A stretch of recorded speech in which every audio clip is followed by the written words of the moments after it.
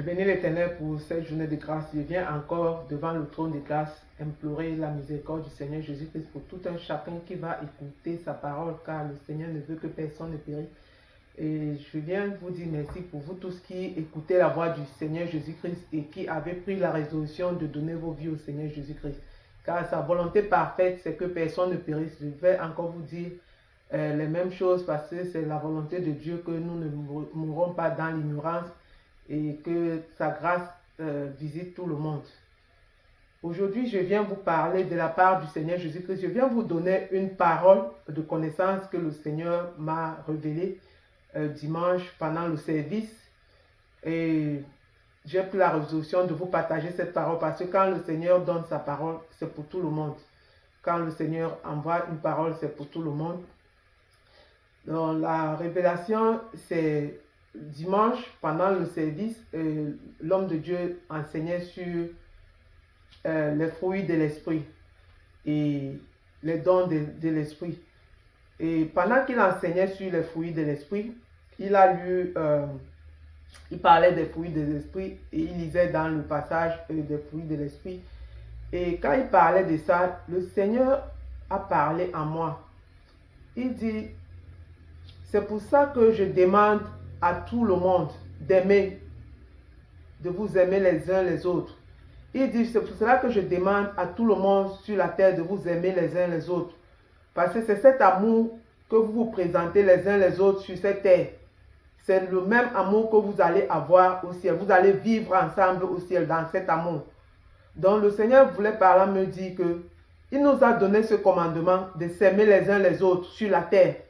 Parce que c'est cet amour, c'est dans cet élan que nous allons encore vivre au ciel. C'est la même façon que nous allons vivre au ciel.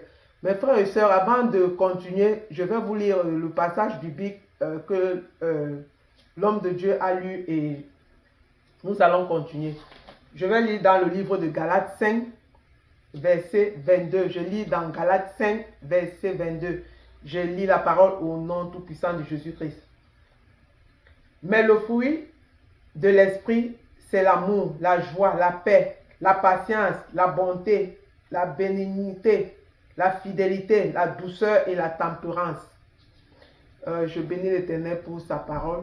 Comme je disais, le Seigneur veut ici que nous vivons dans l'amour. Quand tu as tous ces fruits de l'esprit, tu ne peux pas penser du mal. Quand tu vis selon la parole de Dieu, tu ne peux pas penser du mal. Et quand vous regardez dans toute l'histoire du Seigneur Jésus-Christ et dans la parole de Dieu et dans la Bible même, il y a le mot amour, presque dans toute la Bible, le mot amour.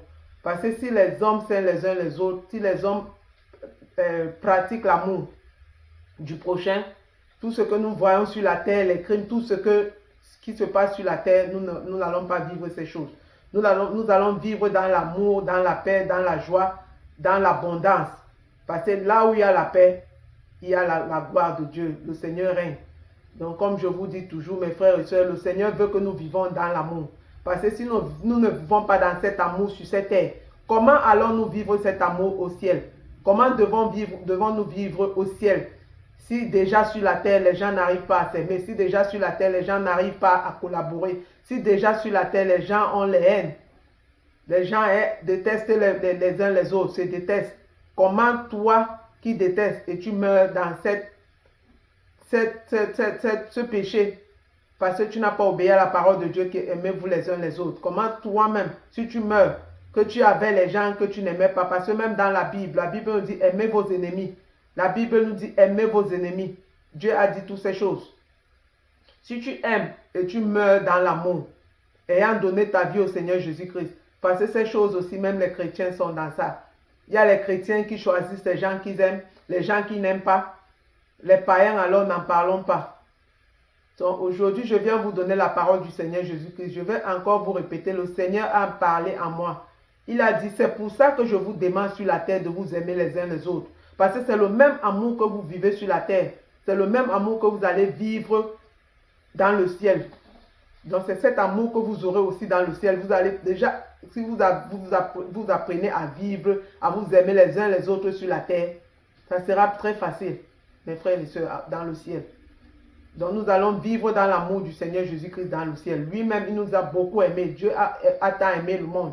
C'est cela qu'il a envoyé son Fils Jésus-Christ pour mourir pour nous, afin que quiconque croit en lui soit sauvé, qu'il ne périsse point, mais qu'il soit sauvé. Donc je viens vous parler de la part du Seigneur Jésus-Christ. Le Seigneur veut que nous vivons dans l'amour. Je vais encore vous lire un autre passage biblique. Ici, je vais vous lire dans le livre de 1 Corinthiens 13. Je vais lire tout le verset pour que vous compreniez la grandeur de l'amour, ce que l'amour fait dans la vie de tout un chacun.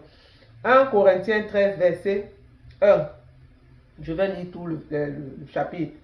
Quand je parlerai les langues des anges, quand je parlerai les langues des hommes et des anges, si je n'ai pas la charité, je ne suis qu'un airain qui résonne ou une cymbale qui retentit.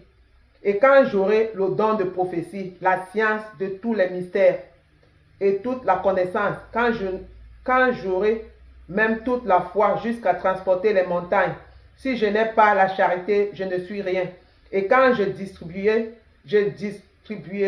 tous mes biens pour la nourriture des pauvres, quand je livrerai même mon corps pour être brûlé, si je n'ai pas la charité, cela ne sert à rien. La charité est patiente, elle est pleine de bonté. La charité n'est point envieuse, la charité ne se vante point, elle ne s'enfle point d'orgueil. Elle ne fait rien de malhonnête, elle ne cherche point son intérêt, elle ne s'irrite point, elle ne soupçonne point le mal, elle ne se réjouit point de l'injustice, mais elle se réjouit de la vérité. Elle excuse tout, elle croit tout, elle espère tout, elle supporte tout. La charité ne périt jamais, les prophéties prendront fin, les langues cesseront, la connaissance disparaîtra, car nous connaissons en partie et nous prophétisons en partie. Mais quand ce qui est parfait sera venu, ce qui est partiel disparaîtra. Lorsque j'étais enfant, je parlais comme un enfant, je pensais comme un enfant, je raisonnais comme un enfant. Lorsque je suis devenu homme, j'ai fait disparaître ce qui était de l'enfant. Aujourd'hui, nous voyons au moyen d'un miroir une manière obscure, mais alors, nous verrons face à face. Aujourd'hui, je connais en partie, mais alors, je connaîtrai comme j'ai été connu. Maintenant donc, ces trois choses demeurent, la foi, l'espérance, la charité. Mais la plus grande de ces trois, c'est la charité. J'ai béni l'Éternel pour sa parole. Mes frères et sœurs, je n'ai plus grand chose à vous dire. Je vous laisse avec la parole du Seigneur Jésus-Christ. Le Seigneur dit, aimez-vous les uns les autres. Nous devons cultiver l'amour du prochain. Nous devons nous aimer. C'est cet amour qui va nous donner le visa pour aller au ciel. Que Dieu vous bénisse. Que la grâce et la miséricorde de notre Seigneur Jésus-Christ nous accompagnent au long de notre vie sur terre. Nous n'avons plus assez de temps à vivre sur cette terre. À tout moment, tout peut se passer, mes frères et sœurs. Les temps sont à la montre. Les temps sont à la montre. Quand nous regardons l'heure, les jours passent. On a commencé l'année. Nous sommes presque au 3e mois de l'année. Mes frères et sœurs, les choses vont vite, plus que nous ne croyons.